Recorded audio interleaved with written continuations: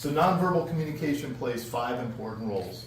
It can repeat and strengthen what you're saying. So think about what I just did. It can repeat and strengthen, and I can help you move to a new perspective so you know what you're doing. Matches the words and the deeds, helps me go through it. It can contradict your message. I would like your questions. Anybody who's been to college recognize that position. That is the authority of the professor who is not going to listen to the moral superiority of his intellect, but he tolerates you so he can simply get about his real work. Because that's what his body said. All right, substitution. It can substitute for a verbal message. For example, your facial expression often conveys a far more vivid message than words ever can. Ask your questions if you want to. See the difference? I'm brooding. I'm telling you I don't want your questions. But I had to say the words because I was told to say them.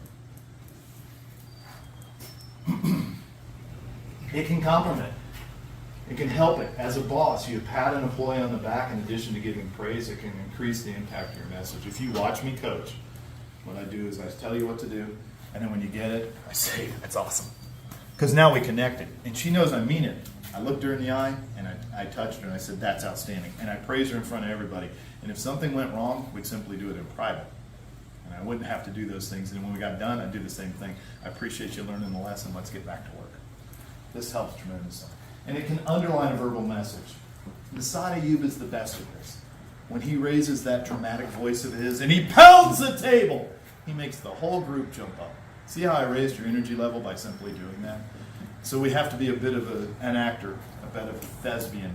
We have to be a bit Shakespearean in this because we're in a two-dimensional environment with PowerPoint. So we have to add the emotional quotient to it.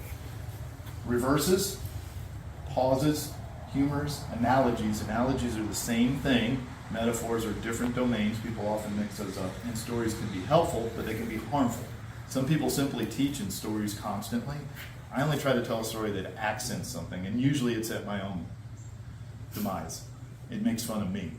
I don't tell my war stories how great I was. What I tell you is how I messed up and how I learned from it. Because that's my message to you as an instructor, is that you can simply get better on a daily basis. And if you choose not to, you'll get worse on a daily basis. And this is how the 5 roles of nonverbal communication go. You have to manage these. I'm going to show you a video later that lets you see this, of one of the best speakers in the world.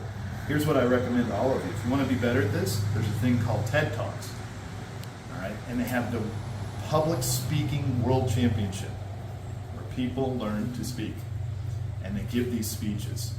And it is incredible. And they will change your life when you listen to them. They're engaging. And I would go listen to these people talk about anything. How to make marshmallows, quantum physics. It doesn't matter, because when I watch them, I get excited. And I was like, that's my man. I understand what she's saying to me, and that's what speaking is.